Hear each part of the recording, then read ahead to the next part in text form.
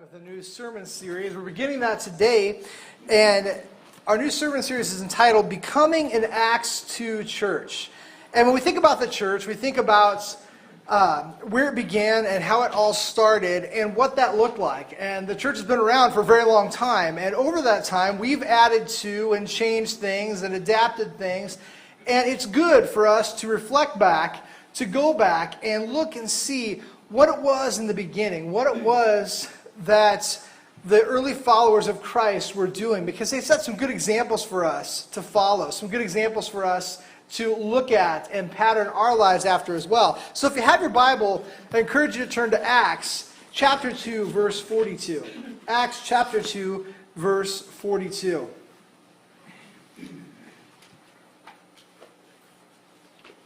Luke writes, it says, "They devoted themselves to the apostles' teaching and to the fellowship, to the breaking of bread, and to prayer." Full devotion. What does it mean to be fully devoted to something? We know it when we see it. We know full devotion when we come across it. We read about a marriage that has lasted for 60 years, and we say, one of the two things, either they're crazy, could be, or they're devoted. And I'd like to believe that if you're married for 60 years, you're not crazy. You love that person with all your heart. You're fully devoted to them.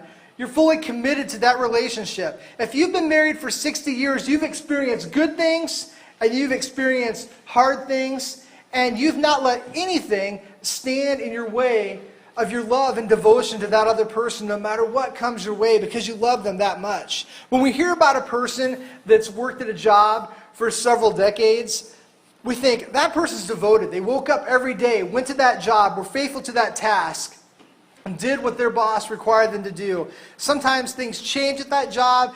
It's easy sometimes, it's hard sometimes, but they were devoted. They stuck with it, no matter what happened. Or we're really touched when we hear about a person sticking beside a friend or a loved one when they're going through a difficult time. We say, that person's really devoted. That person really stuck by their friend, no matter what was going on. And it was such a blessing to see what that person's done in their lives and the encouragement that they provided them. You know, we're really impressed when we see this kind of devotion. But for a lot of people in our culture today, they're really not that devoted to anything. They are not really that committed to anything in particular. We live in a world where devotion really means very little. We live in a world that it doesn't mean all that much. You see, we're quick to jump ship. When things start getting hard, when things start getting difficult, we're quick to pack up our bags and move on. We're quick to let things go, let things slide. We decide, you know what? It really doesn't matter that much, and it's okay. It's interesting, though, when we quit, when we're not that devoted to something, in our world, nobody really cares that much. You can be not devoted to something, and people say, things happen. People come, they go. It's not really a big deal. It's not really that important. And we approach life, and people tell us that things are temporary. If you don't like it, move on. If it's hard, do something else. That's where we're at, and that's where our world is at. It's here today and gone tomorrow. In Acts 2, we get a glimpse for a minute of the first church in action. And the word Luke uses to describe the church is devoted. Webster's definition of this word is having a strong love or loyalty for something or someone. And from Acts 2, we learn from the example of the early church that we must be fully devoted in being disciples of Jesus.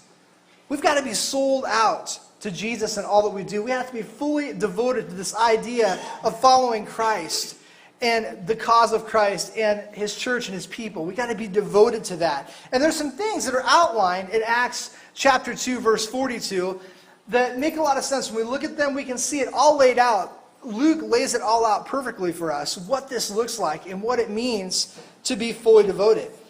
If we go back to Acts chapter 2, verse 42, the first thing that we learn, the first lesson we learn is they devoted themselves to the apostles' teaching. They devoted themselves to the apostles' teaching. You see, this is the new converts to Jesus were attending preaching services. Times when the apostles were teaching all that had been imparted to them by Jesus themselves. The new believers, they wanted to hear what was going on.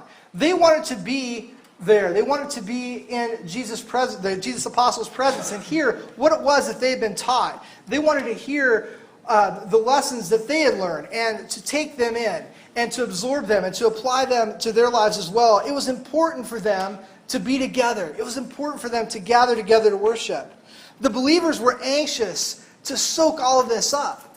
They were anxious to soak all that Jesus had taught the apostles and how to put their faith, their newfound faith, into action. They wanted to learn this. They were devoted to this. It was important to them. It was important to them to follow Jesus in all they did. The challenge to the believer today is how devoted we are to God's Word. How devoted are we to God's Word? When you think about it, how devoted are we to all of this? Is it important to us? Do we spend a lot of time learning about it? Do we spend a lot of time studying it? That's a question we have to ask ourselves. What is it? Are we locked into this? Turn with me to Psalm chapter 119, verses 1 through 16. Psalm 119. 119, beginning in verse 9. 119, beginning in verse 9. The psalmist writes, "How can a young man keep his way pure? By living according to your word. I seek you with all my heart. Do not let me stray from your commands. I've hidden your word in my heart that I might not sin against you. Praise be to you, O Lord. Teach me your decrees. With my lips I recount all the laws that come from your mouth. I rejoice in following your statutes, as one rejoices in great riches. I meditate on your precepts and consider your ways. I delight in your decrees. I will not neglect your word." How do we look at God's word? How do we look at following God's word in our lives? Is it an important thing to us? Is it a priority to us? Are we willing to sacrifice our time and our energy in the pursuit of knowledge, in the pursuit of Christ, in learning more about Him? Are we spending time in the study of His Word? What do we do with that?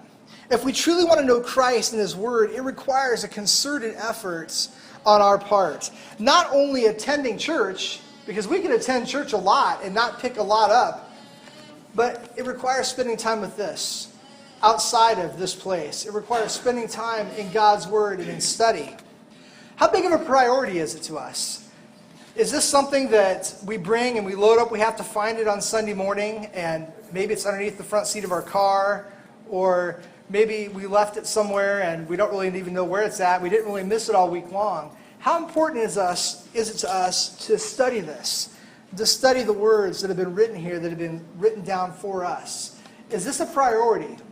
Is God's Word a priority, and knowing it a priority in our lives? I hope that it is. We spend a lot of time and energy thinking about a lot of different things, studying and reading up and trying to understand different subjects. But do we spend a lot of time with this? Do we spend a lot of time with God's Word? Is it something we want to know? Is it something that we're devoted to? Are we actively pursuing knowledge of God? Are we actively pursuing it in all that we do? It was interesting because I went to Bible college, and going to Bible college is an interesting thing because you'd figure all the people that were in Bible college were devoted to this, right? You'd think, yeah, I'm in Bible college, so I'm devoted to this. Not really. There were a lot of people that weren't really that devoted to it at all. They would show up to class when they woke up, but their time in God's Word, it really wasn't important. It was a lot less important than watching movies or playing video games, at least if you were a guy. That was some of the things that they were doing there. We have to ask ourselves, we can be in the midst of people trying to follow Christ and not really be hooked in ourselves. We can be in the midst of trying to be a follower of Christ and not really be paying much attention to it for our own stuff. We need to continue to study God's Word and pour it into our lives and focus on it. When you become a student, especially when you get older, you learn something about studying, and you soon discover there are two types of study methods. And they're both valid, I guess, but one works a little bit better than the others. The first method is the tried and true method. You take the books, you carry the books, you open the books, you study the books. When class is done, you go to the library, spend time with the books.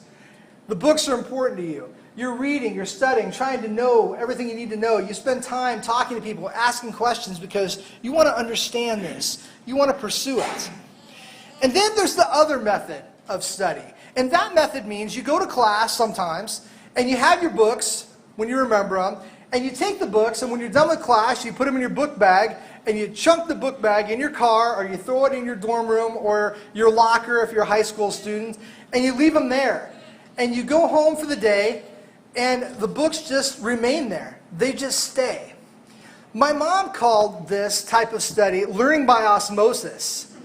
And I think she's right. I attempted to roll through high school that way, and it proved to be a challenge at times. It really did. There were some things that came easy, but the stuff that didn't, that wreaked a little havoc on my GPA when you did that.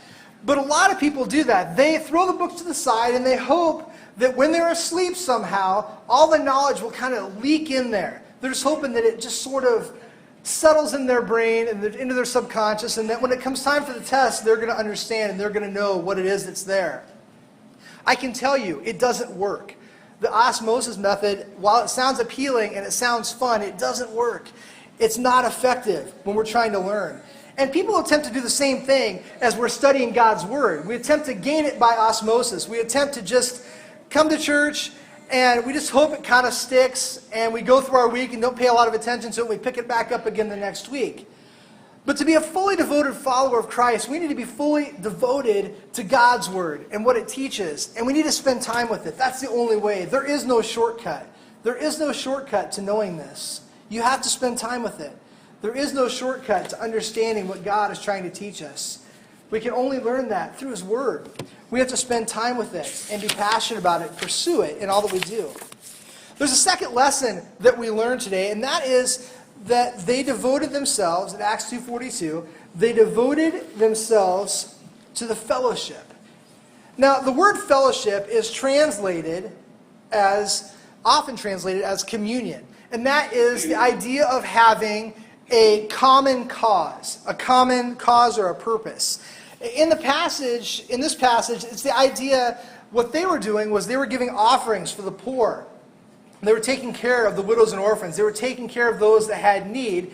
And their other purpose was advancing the gospel, taking the good news to all creation. That's what their purpose was. That's what they existed for, and that's what they were doing. In the early church, everyone was participating in such a way that dealt with the welfare of others and taking care of other people. And they also were working on advancing the gospel and advancing His message.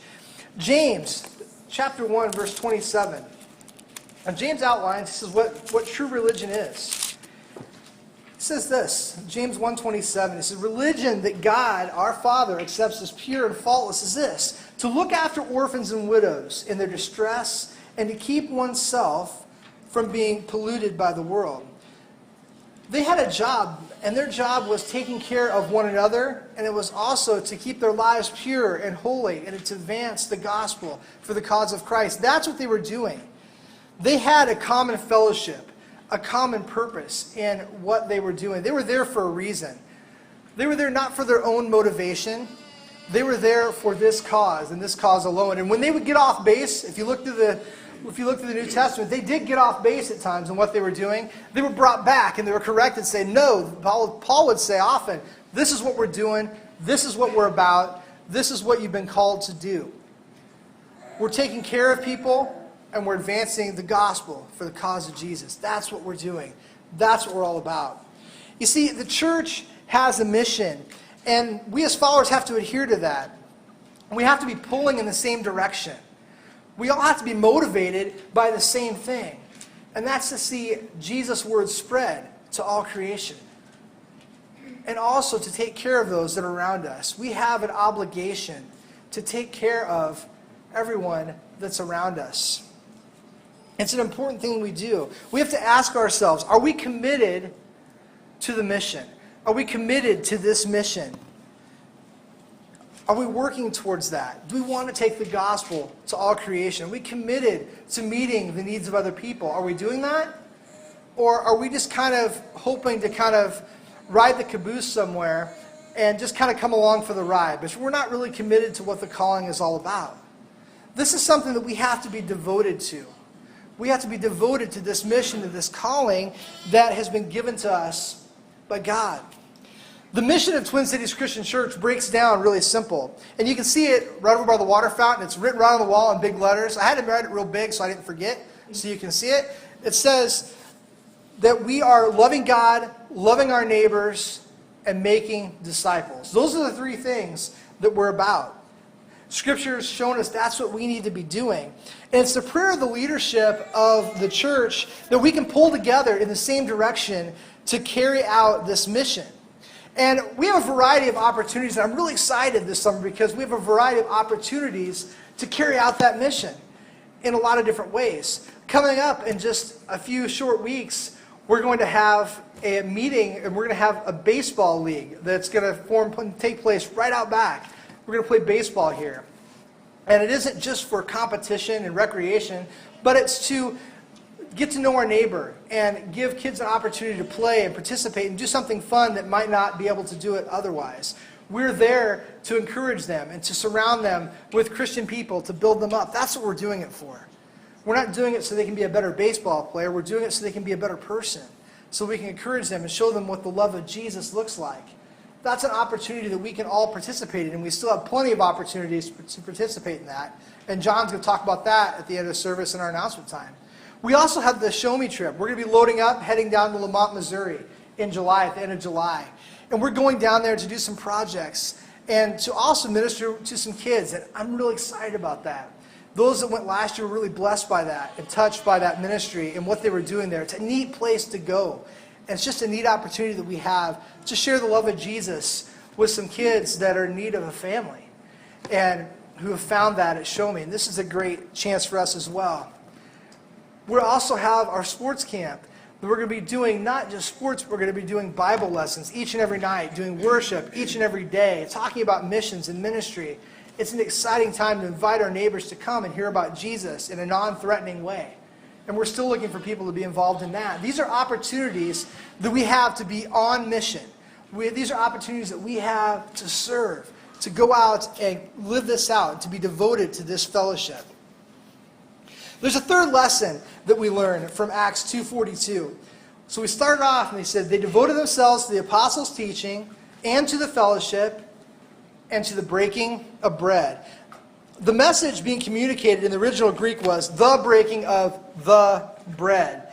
And this idea of getting together to observe not just a common meal, but to observe the Lord's Supper. It's an opportunity to gather and remember the sacrifice that was made for all of us on the cross of Calvary. This is an important message, and the early church was gathering together to worship as well as remember the sacrifice that was made for them. This is an important thing. This wasn't something they took lightly. This was something they did when they gathered together. They broke bread because they wanted to remember. They wanted to remember what Jesus had done for them. They wanted to remember this. The early church was gathering to worship together.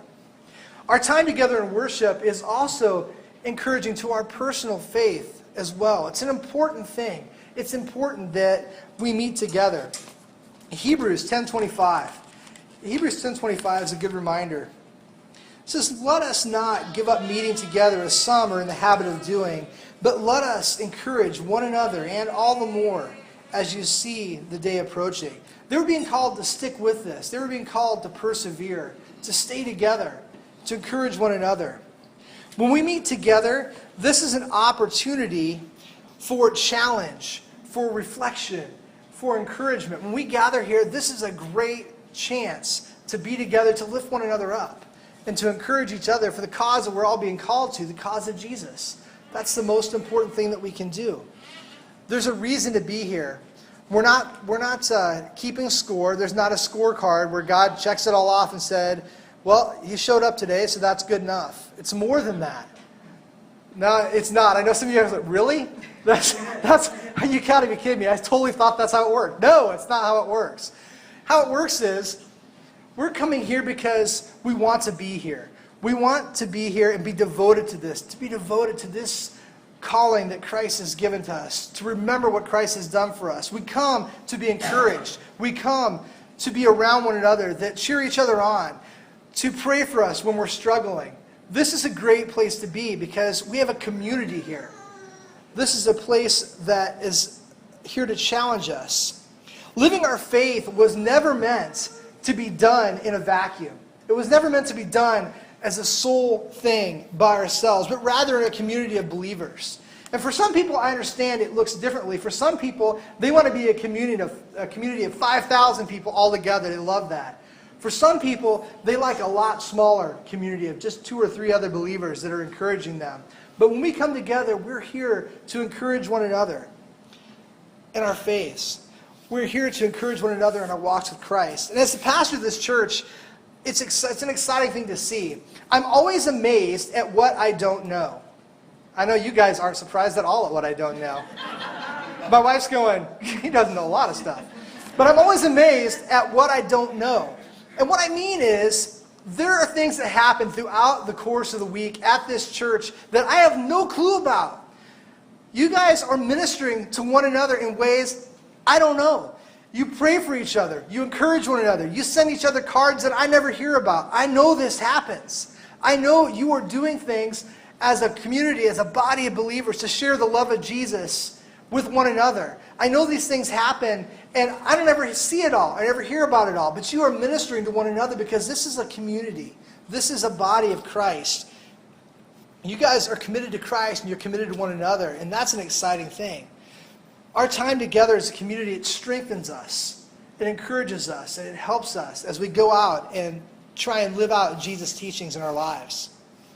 There's a final thing that we learn from Acts 2:42. So we'll go back to the beginning. It says, they devoted themselves to the apostles' teaching and to the fellowship and to the breaking of bread and to prayer.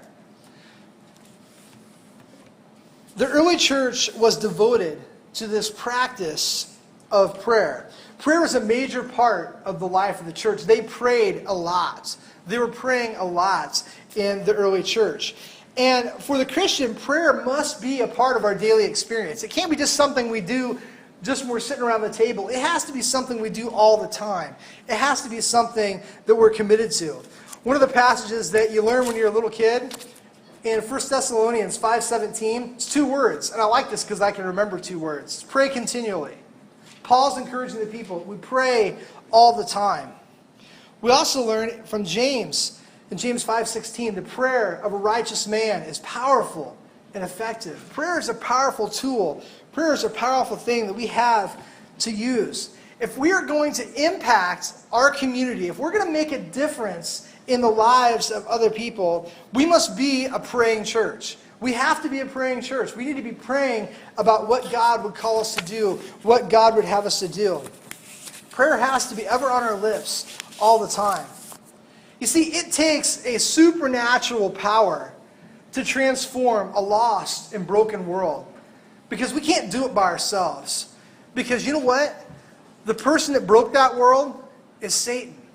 Satan's the one that wrecked all this stuff and caused these things to happen and brought this evil into the world. And we can't go up against that by ourselves. It requires supernatural strength from God that will help us through and help us through these difficult times and help us as we minister. We need God's help. We can't do it by ourselves. All the best ideas that we might have in the world are not enough. It's not enough. We need Christ in our lives. We need Christ intervening on our behalf.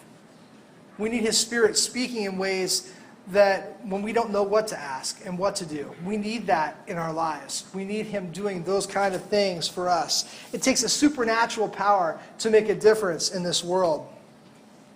There's been a recent trend in the movies lately. I don't go to a lot of movies, but there's been a recent trend. If you watch and see what's coming out, there are a lot of superhero movies. Lots and lots of superhero movies. And there was just one that came out, Batman versus Superman. And I don't even get that because I thought they were both good guys, so it makes no sense to me. And somebody tried to explain it. And to me it's just dumb. I'm sorry, I just don't get it. It doesn't make sense. But we know this. When the world falls into trouble, when it falls into decay, when nobody else can help, we turn to the superheroes. And they come and they bail us out. They work on our behalf to fix what's wrong. And we love the movies because We live in a world that's always looking for heroes. We always live in a world that are looking for heroes to make the world a better place. And we don't even care if they're real or imaginary. We're looking for people to make a difference. Our desire is that someone changes things. So we spend a lot of time propping up politicians, athletes, actors, artists. We try and put them in that role of hero. And we always find ourselves disappointed because ultimately they're just people. No matter how much we prop them up, no matter how much we lift them up, they're still people. They're just normal folks, just like you and I. But we're hoping for somebody to fill that role for us. But as believers, we already have it. As believers, we already have a hero. We have a loving God who will answer us when we call out to Him. He'll help us when others can't. We need to make sure that we're devoted to talking to Him, to lifting up our voices to Him, asking Him when we don't know what the answers are, asking Him for help in what we're doing as we take the gospel to all creation, guidance and wisdom. We need to be a people of prayer, a people that are in communication with God on a regular basis, because it makes all the difference when we are praying people. So the question for us today, the thing that we have to ask ourselves, are we devoted? And what are we devoted to? Are we devoted to God's Word, the Apostles' teaching? Are we devoted to the fellowship? Are we devoted to the breaking of bread? Are we devoted to prayer? Are we devoted to these things? Or are we just kind of there? Are we just partially on board? If we're not fully committed to this, we've yet to make a decision to make Jesus Christ our Lord and Savior and say, yes, I want to be devoted to this. We invite you to come as we sing our hymn of invitation. Maybe it's something we said, you know what, I'm going to be devoted to this, and I've made that decision, but somewhere along the way, my devotion has gotten kind of mixed up. And I've gotten devoted to some stuff that I probably shouldn't be devoted to. And I need to change my priorities. We'd love for you to come forward. I'd love to pray with you. Just love to pray with you and encourage you in your faith. Wherever you're at, and wherever you're at with this, we invite you to come as we stand and sing.